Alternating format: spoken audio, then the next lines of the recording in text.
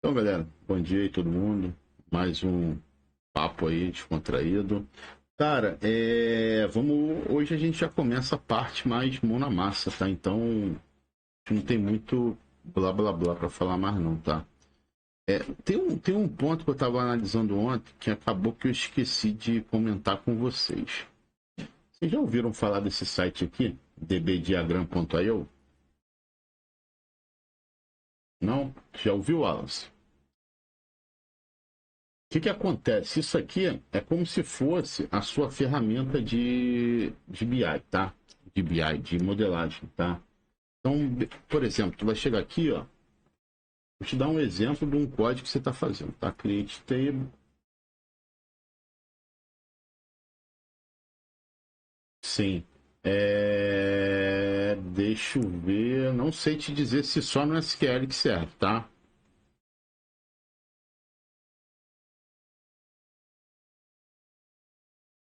Não, aí não. Aí não. É. Aí o que acontece? Isso. O que acontece? Aqui você pode criar a sua codificação, tá? Você pode escrever os seus códigos, tá?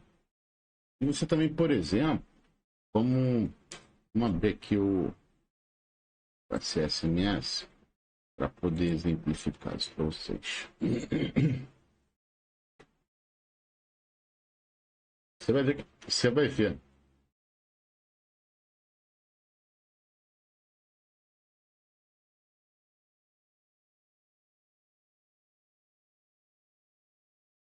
Esse você pode isso. Aqui o que acontece? Você pode chegar aqui, ó, e fazer a importação a partir do teu SMS, SSMS, tá? Só que aqui é o seguinte, você tem que gerar o teu script, tá? Então, por exemplo, trazer o SQL para cá, abrindo aqui. Então, por exemplo, você chegou aqui, né? Você tem o diagrama do banco, né? Você pode gerar, só que assim, nem todas as empresas vão te dar um nível alto de permissão, tá? Principalmente em banco de produção, tá? Em desenvolvimento, algumas empresas não questionam isso e até colocam a pessoa como DB owner para poder ter um nível de privilégio de dono do banco, né? Então, assim, o diagrama, ele permite você montar um diagrama em cima das tabelas que existem no seu banco, né? E também você pode, por exemplo, deixa só ele terminar de carregar aqui, tá vendo? Ele vai montar e exatamente aquilo que a gente utilizou, ele usa como base para já fazer os relacionamentos e tal. Então, quando você também. Como é que você pode usar isso lá dentro do DB Diagram, né? Você vem aqui e gera o script do seu banco, tá? Da mesma forma como você tem lá dentro do diagrama, você também consegue selecionar quais são as tabelas que você quer e ele gere o script, né? Então, por exemplo, eu vou gerar um script de todas as tabelas, vou mandar ele salvar aqui. Deixa eu só ver aqui. Não, isso aqui para mim não vai fazer muito sentido alterar, porque o que eu quero é só os relacionamentos. Deixa eu só ver aqui se tem chave. Tá, beleza, ele vai gerar com os relacionamentos. Então, quando eu mandar ele gerar, ele vai gerar um script para a construção do meu banco, tá? Passar o esperar um pouquinho.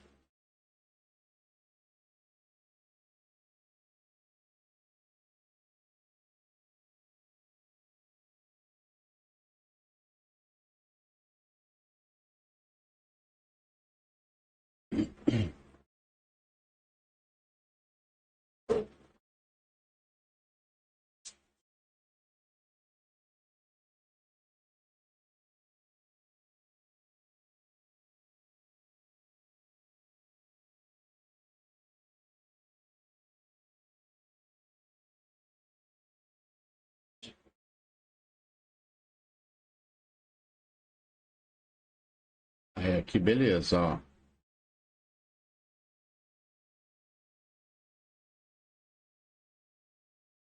Tá vendo? Ó, gerou os scripts aqui. Vou pegar esse script aqui e vou salvar. Pegar aqui e vou salvar em um local qualquer aqui. Vou botar aqui, ó. Script. Encontro. Então, assim, salvei ele aqui na minha máquina, tá? Aí vamos dizer que eu preciso gerar esse diagrama aqui, tá? Como é que eu posso fazer? Eu posso chegar aqui, ó. Vou fazer um upload do meu arquivo, tá? Vou lá onde eu salvei ele, encontro 11.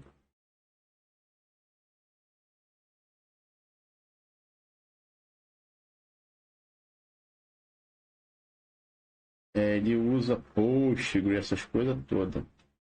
Deixa eu só tirar aqui, porque é a questão do comentário ele está reclamando. Não, você quando seleciona lá, deixa eu só criar aqui, depois eu mostro para vocês, tá? Você vem aqui, ó, ele automaticamente, ele já montou já trouxe a estrutura do nosso banco. Então é assim, você pode chegar também aqui e codificar. Ah, quero botar uma tabela nova. Você vem aqui, ó, só que o formato dele é isso, ó, table. Aí você vai dizer o esquema, o nome da tabela, entre conchete você vai colocar as suas colunas, exatamente como você cria no Create Table, né? O índice você coloca aqui assim também, tá? Ele automaticamente adiciona aqui. Eu só não entendi porque esse script que eu trouxe daqui, ele não... deixa eu pegar um outro que eu tenho aqui, tá vendo? Ó, aí, galera, quando você clica aqui em importar, você pode fazer MySQL, Postgre, Rails e SQL Server, né? Deixa eu pegar um script que tem lá no projeto lá. Ah, calma aí, deixa eu ver o negócio aqui, ó. Aqui. Não, eu só preciso que vocês me passem o IP, porque ele pode mudar, tá? O IP de vocês, tá? Então, por exemplo, deixa eu pegar esse carinha daqui.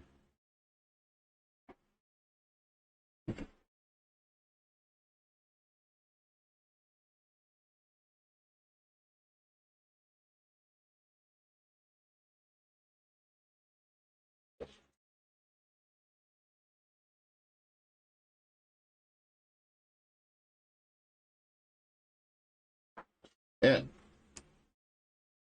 o DBIV você tem que instalar ele.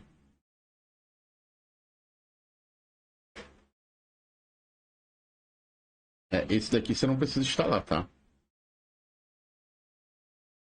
Deixa eu só voltar aqui.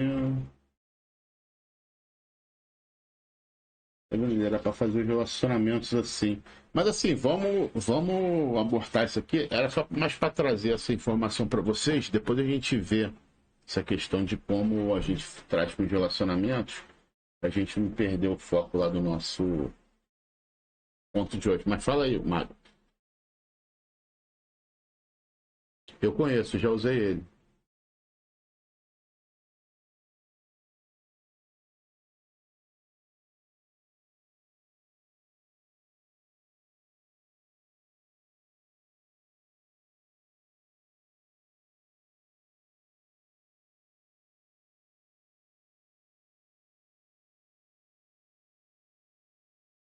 Eu também uso bastante ele.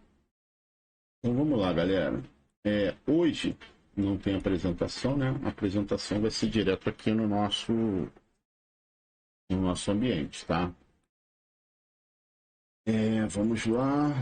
O que nós vamos usar hoje vai ser o que, né?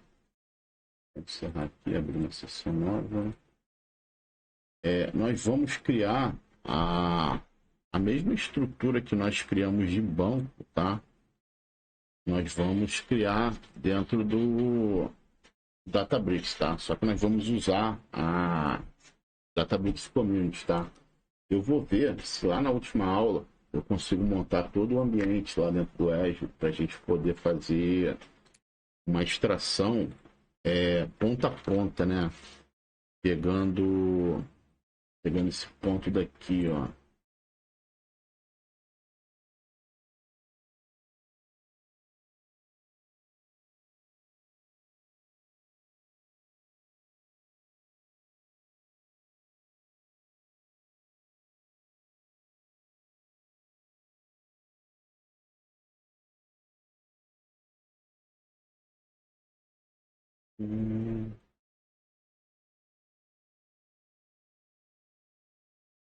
Cara, tá maneiro, cara. Tem umas paradas que estão ficando bacana.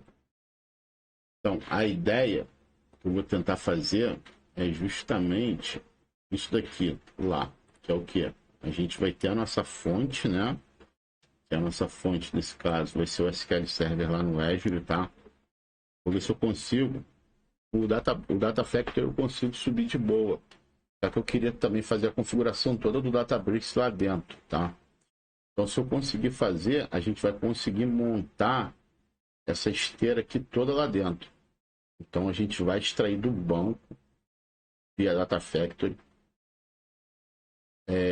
vai salvar dentro da nossa Land Zone, que vai ser lá no Storage Account do Azure, tá? Vamos subir um Data Lake lá. E todo esse processamento aqui a gente vai fazer dentro do Databricks. Exatamente como a gente já tem aqui hoje, só que em um formato de uma pipeline. A gente vai ter que fazer as criações à parte, né? O step de carga da bronze, carga da silver, carga da gold. Isso aí a gente faz para um só, tá? Porque como são várias tabelas, a gente gastaria muito tempo fazendo, tá? Mas a gente consegue fazer com uma tabela para vocês verem mais ou menos como é que funciona uma pipeline de ponta a ponta, tá? Porque com o Databricks Community eu não consigo fazer isso, porque eu não consigo gerar um token para poder criar um linked server aqui dentro. Mas aí eu vou ter que subir lá na minha conta da Azure. Eu acho que eu consigo subir pelo menos para a gente fazer uma rodada de teste, tá? Se eu conseguir, a gente faz essa execução aqui no último dia. Aí eu mostro para vocês como é que a gente pode fazer. E nesse carinha daqui, Magno, a gente pode fazer até aquela questão da parametrização, né? Da extração, fazer várias extrações em uma única pipeline. Isso daqui dá um diferencial bem bacana que a gente fazia lá do outro lado, né? Lá na outra empresa. E assim, poucas pessoas usam isso, tá? Então já é um plus que vocês vão ter. Porque imagina você fazer a extração de 50 tabelas e o fluxo sendo o mesmo. Você vai criar 50 pipelines. Eu consigo fazer isso tudo com um único pipeline, parametrizando tudo dentro de um JSON, tá? Aí a gente pode fazer via JSON ou pode fazer até usando um outro recurso que tem aqui dentro do Data Factory, tá? Então vamos lá. O Databricks Community, qualquer pessoa pode criar uma conta, tá? Só que você tem uma limitação de recurso infinitamente gigante, levando em consideração o ambiente do Databricks mesmo, tá? Então vamos lá. Quando a gente acessa aquele de primeira, né? Pode falar, pode falar.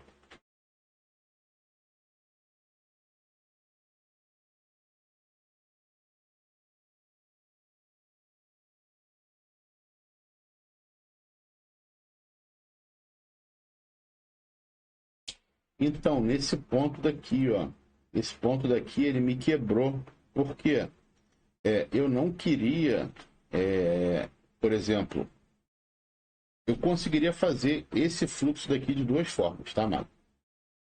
Eu poderia criar isso dentro do Data Factory, tá? Fazendo a extração da minha origem, levando para storage e processando os 3 notebooks até a camada Gold, tá? Conseguiria fazer isso dentro do Databricks. Uma outra forma de fazer isso seria o quê? Dentro do Databricks, eu criar um job, onde dentro desse job eu não teria o Data Factory. No lugar do Data Factory, eu vou ter um notebook que vai apontar para a minha origem para extrair informação para o meu storage. No meu caso aqui, eu não vou subir para o storage da Azure, né? Eu vou subir para o HDFS, storage interno do Databricks, tá? E teria esse processamento aqui. Então aqui eu teria 4 notebooks, um notebook para extrair e 3 para processar. Aqui dentro eu consigo montar, só que assim, é execução manual, né? Eu não consigo fazer um dentro do outro. Eu poderia até fazer o quê? Executar, criar os notebooks dentro de um notebook, eu chamar a execução de todos eles. Não ficaria muito bacana, entendeu? Então, assim, dentro do community, essa seria a minha primeira limitação, tá? A primeira e grande limitação. Mas, assim, eu consigo trabalhar de boa, tá? A gente consegue fazer processamento, extração, tratamento, isso aí flui perfeitamente, tá? Então, assim, a primeira coisa que a gente precisa ter dentro do Databricks para processar é um cluster, né? Então, assim, o cluster, por ser um Databricks Community, a gente não tem muita opção. A gente fica muito limitado somente a essas versões que ele disponibiliza para a gente, tá? Porém, questão de processamento, essas coisas, tá vendo? A gente fica limitado. Então, se fosse no Databricks pago, você teria diversos tipos de cluster que você poderia estar subindo, tá? Nesse nosso caso daqui, vamos mandar criar esse boneco aqui. E aqui no Databricks Community também, diferente do pago, se o cluster parar, ele tem a configuração de inatividade por 30 minutos, você não consegue subir ele. Você tem que matar e criar um novo, tá? Você não consegue, se eu chegar aqui e parar ele, eu não vou conseguir dar run nele. Eu tenho que excluir e subir um novo. Beleza? Então vamos lá. Enquanto essa criança está subindo aqui, então aqui a gente tem outras opções, tá? Aqui fica muito limitado também, tá, Magno? Quando você está no Databricks Community, tá? Você só tem a opção Data Science e Engineering, Machine Learning, com recursos limitados. Você, aqui na parte de Workspace é onde ficam os nossos códigos, tá? Recentes é onde ficam os últimos trabalhos que você usou, não lembro qual é a quantidade que ele limita aqui, se são os últimos 10, 20, 30, não lembro qual é. Esse daqui não precisa nem falar, né? No catálogo é onde a gente vai ver todos os nossos repositórios aqui dentro, né? Ou seja, onde nós vamos criar os nossos esquemas, tá? Mais precisamente os nossos bancos, é onde que nós vamos incluir os nossos objetos, tá? Dentro do Databricks a gente chama de esquema, tá? Aqui é onde a gente cria o nosso cluster, tá? Ele já até subiu. E aqui é mais para um caso de você subir, fazer um upgrade do seu Databricks Community para uma versão paga. Então você não consegue ver a questão de workflow, tá? Aqui são coisas que só para você mexer aqui no visual, tá? Então vamos lá. Entrando aqui em Workspace, eu já deixei aqui pronto para o nosso caso, dentro da pasta Estudo e Desenvolvimento, uma pasta onde eu tenho os notebooks que nós vamos usar no projeto, tá? Então, assim, esses notebooks, eles estão disponíveis lá no nosso GitHub, tá? Basta você acessar aqui, ó, onde eu encontro os arquivos. Por exemplo, arquivo de configuração de ambiente Databricks. Se você clicar aqui, ele automaticamente vai te levar lá para a pasta onde eles estão, tá? Eu exportei eles no formato do Jupyter, tá? Então você consegue importar ele dentro do teu Jupyter e trabalhar, tá?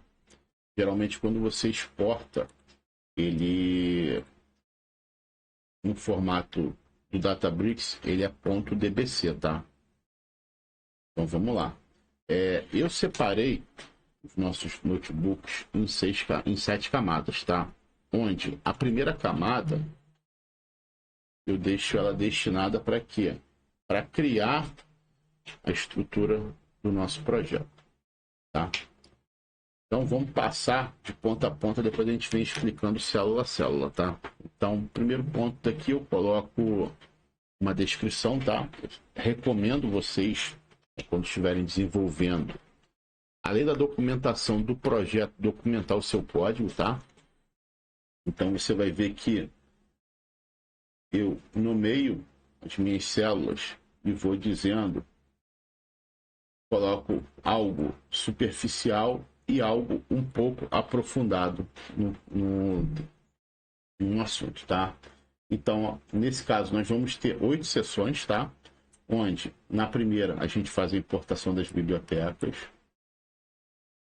Esse daqui, depois eu vou passar nele, que é o que? É onde eu chamo um outro notebook, tá? A gente vai entrar mais em detalhes, vou explicar por que a gente tem isso, tá? Aqui é onde eu vou criar a nossa land zone. Aí, Renato. Só que essa land zone, ela vai ser criada dentro da nossa camada da DFS, tá? Dentro do DBFS do Databricks, tá? Ele não vai ficar externo lá na nossa história de account, tá? Depois, na parte 2, da parte 2, como é que eu entendi aqui? A parte 2, aqui, eu faço o quê? A criação do meu esquema bronze, tá? Aqui eu verifico se ele existe, se ele existir, eu apago. Utilizo o cascade, que é para quê? Se tiver algo relacionado, algo abaixo dele, mata também, tá? Remove todas as tabelas. A criação do esquema, né? Ou create database, você usa dessa forma, tá? Create esquema. Você pode usar o comment para você documentar o seu esquema, tá? Aqui eu já faço a utilização de um comando do Databricks, né? Que é o dbutils.fs.rm, né? Porque aqui é o seguinte, se eu tenho já o meu esquema criado e eu mato ele, eu vou matar o que? A tabela. Mas aonde esse dado foi persistido, ele vai ser mantido ainda no DBFS, tá? No storage lá do Databricks. Então a gente usa o RM para fazer o quê? Ir lá nesse diretório e apagar, tá? Então a gente tem que fazer 2 vezes o drop, tá? Mesma coisa para Silver, tá? E mesma coisa para Gold, tá? Lembrando que eu sempre deixo um comentário, mesmo que seja algo óbvio, né? Pô, esquema referente à camada Gold. Mas aqui você pode, como é um exemplo, né? Só para vocês terem mais ou menos uma noção de como isso funciona, eu coloquei dessa forma, tá? E aqui para baixo, eu já começo a criar os meus objetos. Então é assim, primeiro eu vou criar todas as tabelas da bronze. Isso daqui é uma coisa que eu vou ter que mexer depois, porque como nós alteramos lá a modelagem, eu não alterei esse pedaço, tá? Então, quando a gente começar a executar, isso em algum momento vai dar erro, tá? Mas aí a gente altera junto. Não vou mexer, vou deixar para a gente mexer junto, tá? Então, da mesma forma como nós usamos o comment dentro do esquema, nós podemos usar também dentro do nosso create table, tá? Para tabela, para coluna, você coloca dessa forma: tabela, tipo de dado, se é nulo ou não, né? Por não estar informando nada, ele assume que é nulo. E você bota o comment e entre aspas simples ou aspas duplas, tá? O Databricks ele não tem essa diferenciação, você pode usar ou um ou outro, tá? Você coloca o seu comentário. E para comentar a sua tabela, ao fechar o parêntese, você joga um comment e coloca a descrição da sua tabela, tá? Lembrando que se você for colocar mais de uma instrução SQL dentro da mesma célula, ao final você tem que colocar um ponto e vírgula para ele entender que você terminou aquela instrução e que a próxima linha começa uma nova instrução, tá? Se você não fizer, ele vai dar erro, tá? Faço a criação dos objetos na camada bronze e mesma coisa para silver, tá? E mesma coisa para nossa amiga gold, tá? Até aqui, alguma dúvida? Depois eu vou entrar em alguns pontos para a gente poder explorar um pouco mais. Uma dúvida?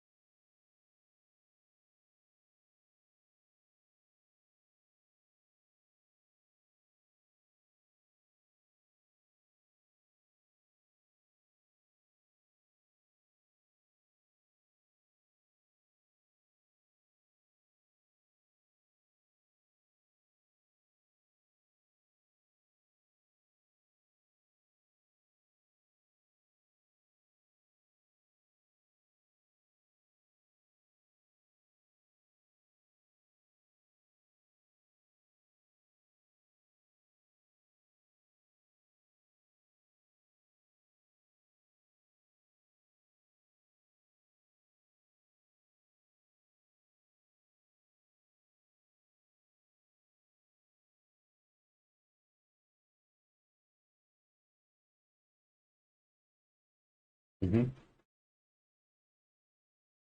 Sim, sim. É, é,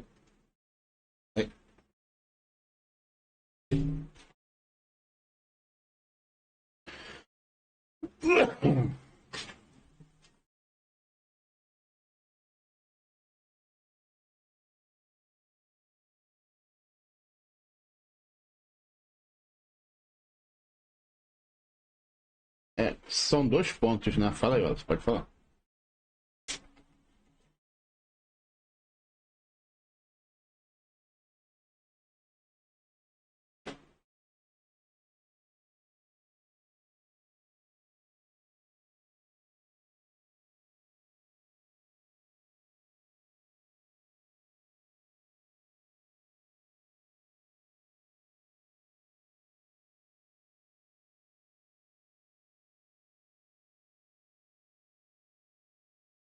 Vai ser no Databricks mesmo. Isso.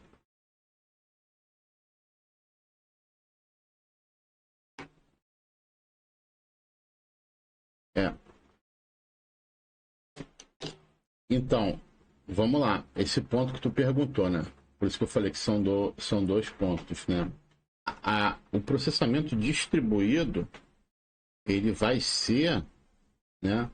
É uma característica do Python formal, desculpa, do Spark, é no momento que você está processando o dado, né? Então, assim, você vai processar uma massa absurda de dados. Dependente da quantidade de works que você vai ter, esse trabalho vai ser distribuído para todo mundo, tá? Já essa questão, esse ponto que você falou do Azure, pô, no Azure eu tenho essa questão de que um recurso, ele tem sempre um backup, né? Vamos dizer assim, né? Eu criei meu recurso no US 2 e, pô, o US 2 caiu. Quem que vai suportar ele? Aí você tem que ver na documentação quem que daquele recurso suporta o US 2. É a mesma coisa no Databricks, tá? Aqui, não, porque é um ambiente de teste, né? Você não fez nada demais. Mas quando você faz o provisionamento do recurso lá na nuvem, você também vai definir qual é a região que o seu dado vai estar processado. Então você vai ter a mesma questão da redundância, tá, Mário? Cair um local, você vai ter um outro local para suportar, tá? Lembrando que cada região tem o seu preço diferenciado, né? E dependendo da distância, né, da onde está o seu dado na origem, para a distância onde ele vai ser processado, você ainda tem a latência, né? Então, tem todos esses fatores. Então, por isso que a galera sempre pede que, cara, vamos criar, mas vamos criar tudo na mesma região. Porque você vai ter a mesma taxação, os mesmos valores, a mesma latência, a mesma galera que vai te dar essa redundância, vai estar para os outros, entendeu? Então, aqui, ó, até aqui, a célula 17, né? A gente só cria as tabelas, tá? Nesse ponto aqui, já é um ponto quando a gente está falando, já vai estar falando lá na nossa dimensão de tempo, tá?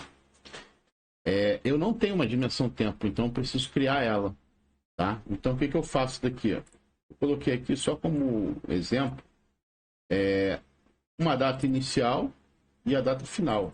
E em cima desses dados, eu falei que ele vai fazer um acréscimo de um dia e vai gerar a minha massa de dados para a criação da minha dimensão tempo. Então, quando isso aqui finaliza, eu tenho essa dimensão tempo pronta.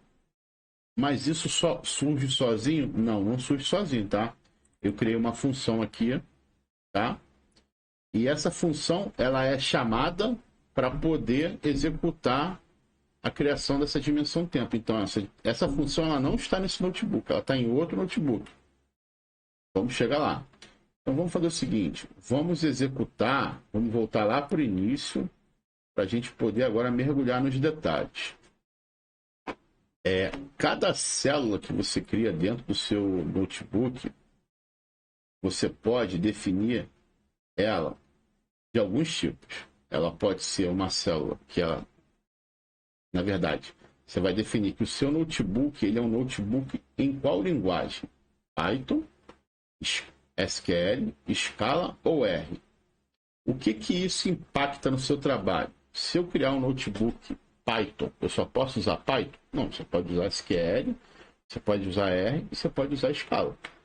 Ah, criei meu notebook em SQL. Só vai ter SQL? Não, você vai ter qualquer coisa, tá? Como é que eu faço isso? Tá? Então, assim, observe. O meu notebook ele foi criado no tipo Python, tá? Então, sempre que eu for executar algo em Python, eu só jogo o código.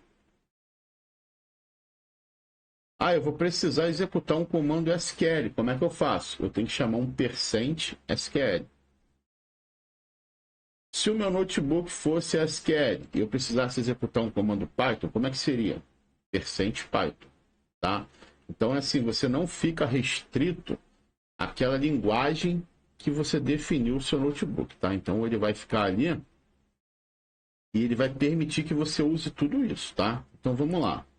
E isso daqui que eu fiz? Isso daqui não é nenhuma dessas linguagens, tá? Isso é o que a gente chama aqui dentro do Databricks, tá? Até isso aqui também tem dentro do Jupyter, que é o Markdown, tá? Markdown é o quê? Ele é um recurso que é utilizado para você documentar suas células, tá? E como é que você faz para escrever o Markdown? Você bota %MD, tá? Então, com %MD, você está dizendo o quê? Que essa célula daqui, ela é uma célula de documentação. E ela é o que? Ela é um Markdown. Tá? Existem formas de você escrever isso daqui, tá? Exatamente como você faz dentro do HTML, dentro de outras linguagens, você vai definindo como que os dados vão estar de acordo com vários parâmetros que você vai colocando, tá? Por exemplo, para criar essa tabela aqui, que eu tive que fazer? Eu tive que colocar nessa estrutura aqui. Para pular uma linha, eu coloco assim. E para colocar as outras, aí eu vou colocando dentro dos conteúdos. Eu vou ver se eu acho uma documentação, eu tenho salvo em algum lugar, e é quase que um introdutório para você ver todos os comandos que você pode colocar aqui dentro do Markdown, tá?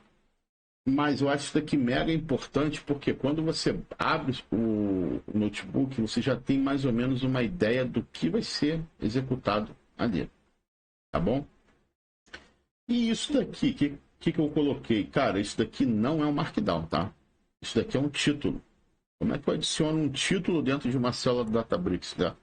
Eu clico nessa setinha para baixo aqui, e aqui eu tenho a seguinte opção. Tá?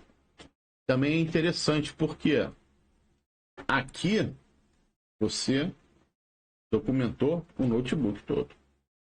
Aqui você pode documentar a sua célula. Tá? Aqui você coloca uma coisa bem sucinta, tá? Mas eu também já vi pessoas colocar coisas aprofundadas aqui. Eu recomendo, se você for colocar algo mais detalhado, você jogar um Markdown também. Tá? Ah, aqui tem uma regra de negócio punk que ele usa. E, pô, como é que eu vou colocar? Cara, coloca o Markdown. Não coloca muita informação, não, assim, que no Markdown você consegue arrumar e tal, certinho. Aqui não, aqui vai ser algo corrido. Então, vai ser um texto normal, não vai ser nada assim que vai ter um visual mais agradável para quem estiver pegando, tá? Então, nesse passo daqui, eu faço a importação das minhas bibliotecas, tá? Eu importo a minha biblioteca do Spark com SQL Function. Eu coloco o import asterisco para trazer todo mundo, mas eu poderia especificar qual é a função que eu desejaria estar importando, tá? E aqui embaixo eu vou importar o que eu vou usar lá embaixo para criar a minha dimensão tempo, tá? E essa célula daqui, o que eu faço com ela, tá? Essa minha célula daqui de baixo, eu gosto muito porque quando você já vem uma célula de desenvolvimento e você desenvolve orientado a objeto, você quer sempre trabalhar reutilizando código. Imagina, você vai ter que criar uma função para remover a acentuação de uma coluna. Pô, só que isso daí você vai ter 50 notebooks. O que você vai preferir? Criar 50 funções ou criar uma única e chamar em um único local? Lembrando que se você tiver que fazer alguma manutenção, tu vai ter que fazer manutenção em 50.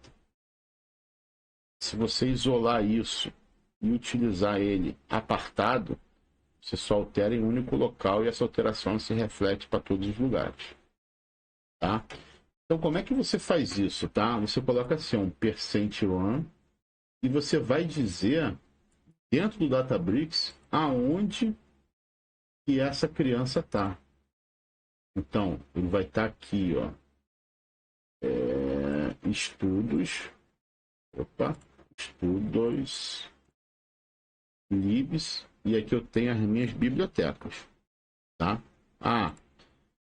Eu também posso clicar, apertar o Ctrl e colocar o mouse em cima. Se eu clicar no caminho, o que ele vai fazer? Ele vai abrir o notebook que eu estou chamando aqui. E aqui, o que eu coloco? Nem tudo que está aqui eu usei só nesse projeto, tá? Eu já usei em outros vídeos que eu fiz para o YouTube. Então aqui eu vou colocando as minhas células, ó. Coloco também um cabeçalho, as bibliotecas que eu vou usar aqui dentro. Por exemplo, aqui, ó, para gerar dados fake. Se eu tiver que usar algum notebook que vá necessitar da criação de dados fake, eu não preciso escrever essa função lá dentro. Eu chamo aqui e dentro do meu código, o que eu faço? Eu chamo somente isso daqui. Ó. Chamo somente a função passando os parâmetros. Aí o que eu faço aqui? Ó? Função para criar diretório. Se eu tenho outro lugar que precisa também criar um diretório, olha, eu vou importar esse notebook e vou chamar a função para criar o diretório. Mesma coisa, importar arquivos do GitHub. Não preciso criar isso aqui em todo lugar. Eu vou usar o quê? Eu vou usar a função para poder fazer isso. Mesma coisa aqui, ó, remover acentuação. E por último aqui é onde eu crio a minha dimensão tempo. Então, quando eu chamar lá no meu código a função cria dimensão tempo, ele vai vir aqui nesse notebook e vai executar essa função aqui. Então ele vai criar a minha dimensão tempo com algumas colunas simples que eu coloquei, tá?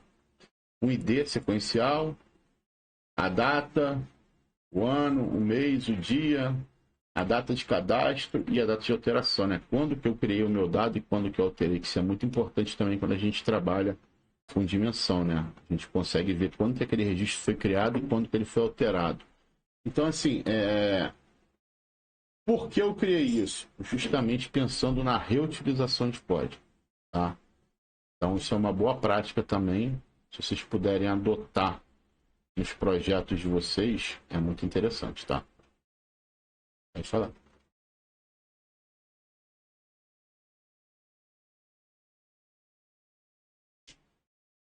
Uhum.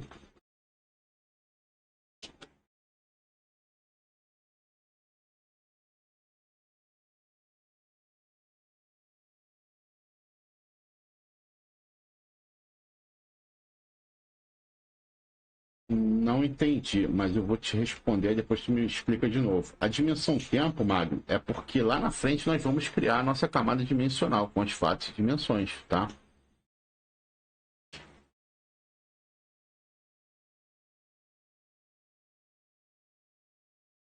Porque todo modelo dimensional tem que ter obrigatoriamente uma dimensão tempo. Isso é obrigação, é igual toda tabela tem que ter uma chave primária. Você não consegue fazer uma modelagem multidimensional se você não tem uma dimensão tempo. Se você está fazendo errado, tá? Dimensão tempo é obrigatório.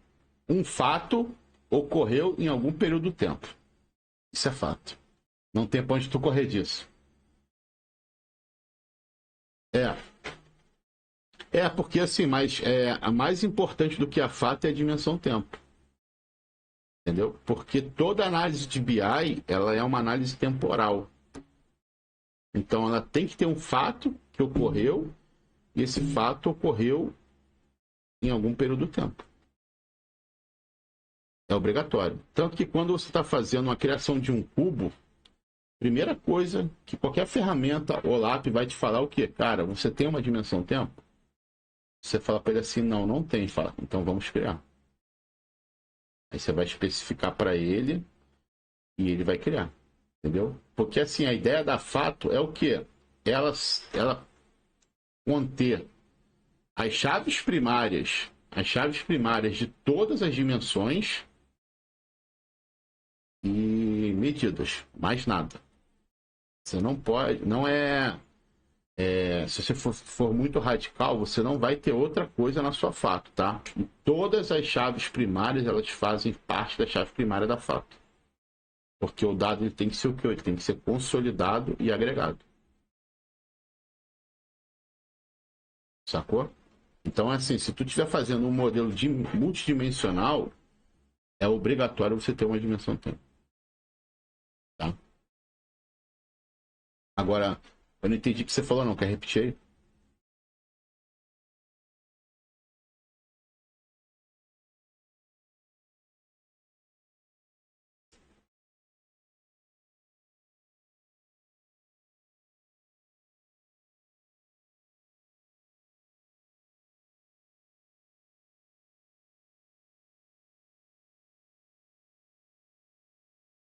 Uhum.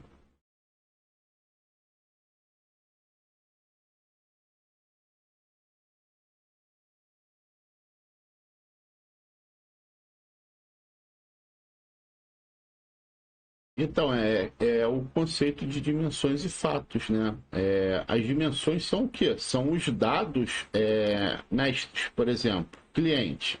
Você vai jogar na tua fato o nome do cliente? Você vai jogar a data de nascimento do cliente? Não, você vai jogar o quê? O apontamento para os dados do cliente.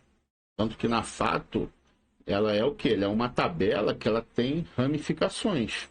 Ela vai ter o quê? Sim, e assim, tem ferramentas, Magno, por exemplo, Power BI, MicroStrategy, cara, que ele não tem performance se você não estiver trabalhando com o modelo esquema, estar esquema. Até o modelo Snowflake ele não é recomendado. Então, assim, por isso que, eu posso criar um tabelão, o famoso One Big Table? Cara, pode, cara. Só que tu não vai ter performance. Entendeu? Então Mas assim, você vai encontrar em sistemas que têm um único tabelão. Por exemplo, eu quando comecei a trabalhar com BI, a ferramenta que a gente trabalhava, ela não funcionava no modelo estado-esquema. Sacou? Então, assim, o recomendado para ele era o quê? Era o tabelão. Então, só que a gente tinha duas ferramentas de BI. A gente tinha essa ferramenta que era o BI operacional, que ficava dentro das unidades hospitalares, e a gente tinha o MacroStrategy que atendia a alta gestão do Estado. Então, assim, o MacroStrategy, ele era o quê? Era obrigatório estar no formato estar esquema. Então, o que a gente fazia? A gente atendia os dois lados. Para o MacroStrategy, é o estar esquema. E para o outro, eu vou criar uma nova tabela? Não, eu vou criar uma view e vou encapsular o select com todas as colunas lá. Coloco todos os atributos dentro da view e o BI vai consumir o dado da view. Entendeu? Tenta criar no teu Tableau um modelo dimensional com esses dois cenários e analisa a performance. Você vai ver que o modelo estar esquema ele vai ter uma performance infinitamente melhor do que o One Big Table. Por mais que você tenha esquema para índice para cima, índice para baixo, para esquerda, para direita, índice filtrado, não vai ter a mesma performance que você vai ter no modelo estar esquema, tá? Mas nada vai impedir de você criar, tá? Nada vai impedir. Só que é questão conceitual, né? Então aqui o que eu faço? Ó, eu venho aqui e faço a criação do meu diretório, né? Meu storage dentro do Databricks. Aqui eu já uso o DBUTIS, tá?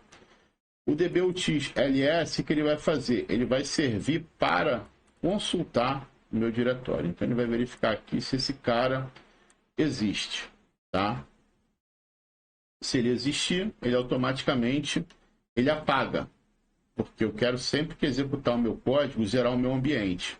Ele vai colocar aqui, ó, o diretório não existe. Porque aqui é o seguinte, eu coloquei isso aqui dentro de um try exception justamente para forçar uma exceção, um tratamento de erro. A gente usa para tratar erro dessa forma. Então, quando eu faço essa leitura daqui, se esse diretório não existir, ele vai me retornar um erro. Então, se ele retorna um erro, ele cai no tratamento de exceção.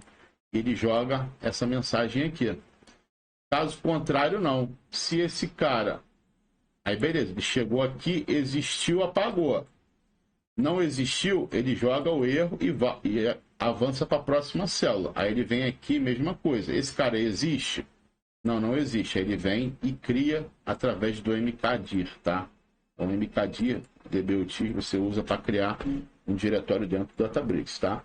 Vamos executar essas crianças? Eu vou colocar só um breakpoint aqui embaixo, tá? Como é que eu coloco um breakpoint aqui? É muito simples, tá? Tu joga uma célula nova daqui. E dentro da célula, o que você faz? Você escreve um monte de coisa. Ele vai interpretar aquilo ali como uma coisa que não existe, vai dar erro e vai parar, tá? Bom,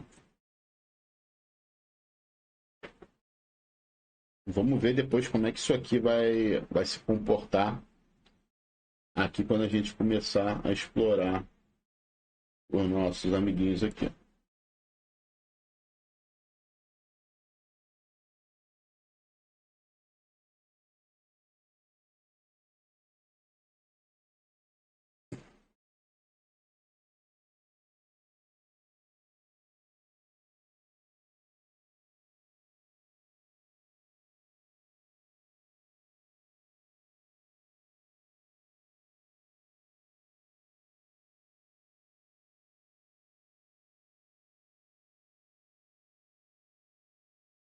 Meia boca.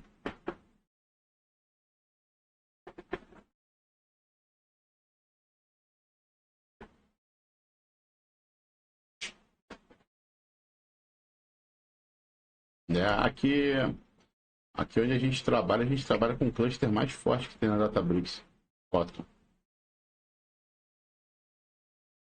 É.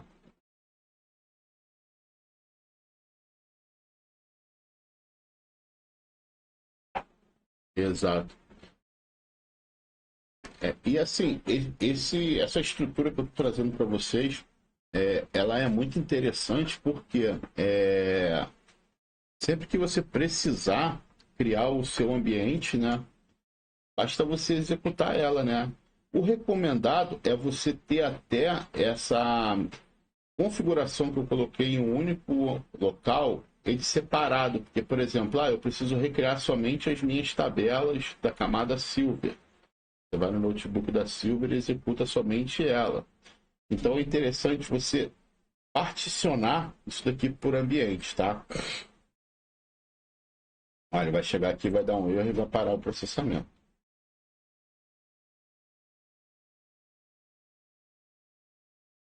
Tá, deu um erro que ele não interpretou esse código. Aí o notebook foi e parou.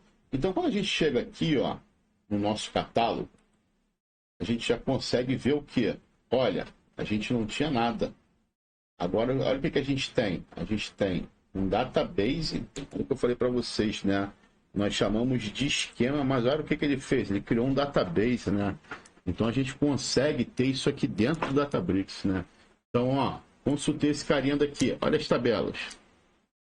Então, se eu clicar aqui na tabela, qualquer, vamos ver o que ele vai trazer para a gente. Ó. Ele traz o esquema da tabela, o nome dela, a descrição que nós colocamos lá, né, para a tabela, quando que ela foi criada, quando que ela foi modificada, qual o seu tamanho, né, quanto que ela ocupa dentro do armazenamento do Databricks.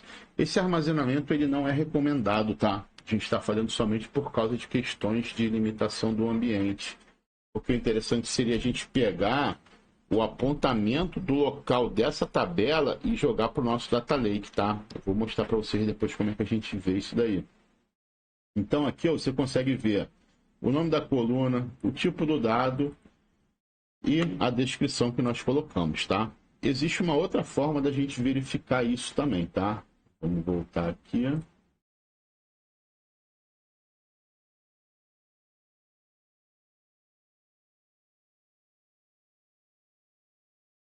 Então, mesma coisa, né? Para a camada Silver, você também consegue ver todas as tabelas. E para a camada Gold também, mesma coisa. Então, Magno, olha aqui, ó, como é que eu já criei minha camada Gold. Tudo já no formato de fato e dimensão. Tá? Então, por exemplo, vamos voltar aqui para o nosso código. Vou pegar esse carinha daqui e vou executar. Vamos ver o que ele vai fazer com a nossa dimensão tempo. Eu não sei nem te dizer quanto tempo que isso aqui demora, não, tá? Por ser um notebook de teste, não sei se ele vai levar muito tempo. Mas vamos ver o restante aqui enquanto ele ali executa. Por exemplo, se você quisesse visualizar todas as tabelas que existem na sua camada Silver, você também pode fazer isso via código, tá? Basta você colocar o que? Show Tables, From e a camada que você quer consultar, tá? Vamos ver como é que isso vai retornar para a gente. Então, aqui, isso era uma coisa que antigamente não existia no Databricks, tá? Repara que ele está executando esse cara daqui. Quando eu mandava executar uma outra célula, ele ficava esperando a anterior terminar para ele executar. Hoje não, hoje você pode, hoje não, já tem um tempinho que isso existiu, foi criado, você pode clicar aqui no Run Now, que ele vai executar o comando que você mandou ele realizar. Então, o que ele fez aqui? Ó? Ele já pegou aqui ó, no Database Silver, eu tenho todas essas tabelas e nenhuma delas são tabelas temporárias, tá?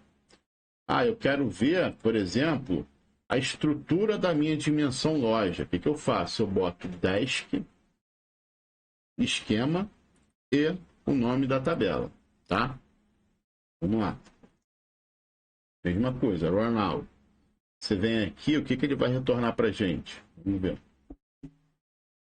Ó, as colunas da tabela, os tipos de dado e a descrição que nós colocamos lá, né? Os comentários. E se eu quisesse saber assim, cara, beleza, aonde que essa minha tabela está armazenada dentro do Databricks? Você vai fazer assim, ó, desk, details e a tabela que você quer que ele faça isso. Então você manda aqui um run now.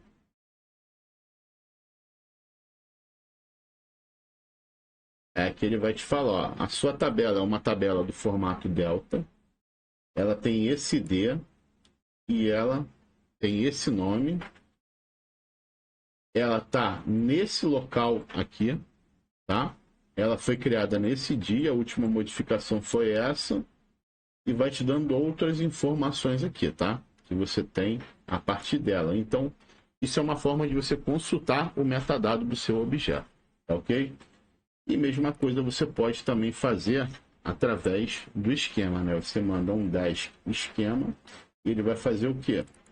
Ele vai retornar as informações do nosso esquema. Ó, qual o nome dele? Bronze. Qual foi a descrição que nós colocamos? Ó, esquema referente à camada bronze. Onde que ele está localizado? Aí ele está nesse endereço daqui. Quem é o owner dele? Ah, é o usuário root. Isso daqui é uma forma da gente consultar. Queria que essa galera daqui terminasse para a gente poder já fazer um select aqui dentro. Nosso cluster aqui ele é bem fraquinho, então ele demora um pouco.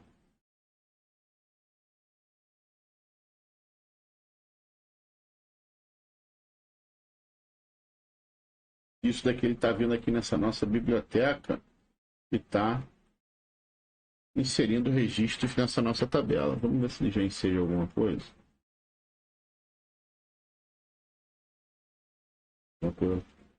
Aí, por exemplo, eu não posso chegar aqui e mandar um select todo mundo dimensão. Por quê? Porque o meu notebook, ele é um notebook que eu defini ele na linguagem Python. E quando eu chamo uma célula nova, essa célula está como Python. Então, esse comando daqui, ele não é um comando Python, ele é um comando SQL. Como é que eu faço para executar ele? Ó, terminou aqui. Eu posso chegar aqui e mandar um percent SQL e executar. Vale. Você pode botar percent R aqui que ele funciona. Entendeu? Então aqui o que ele fez? Ó, ele já fez um select na nossa tabela e disse o que? Ó, essa nossa tabela, ela tem o que? 62 linhas. Ele não vai te mostrar sempre a mesma quantidade de registros, tá? Quer dizer, não vai te mostrar o total de registros da tabela, tá? Ele vai mostrar um valor aleatório dali, se for muito grande ele para no 10.000, tá? E essa nossa tabela, ela tem todas essas colunas daqui. Quando você clica aqui nessa seta, você tem a opção de fazer o download desses dados para você. Então, você clicou aqui, ó, o que ele vai fazer? Ele vai vir aqui, na verdade, já veio aqui, ó. E quando eu abro esse arquivo, abriu aqui na outra tela, deixa eu trazer para cá.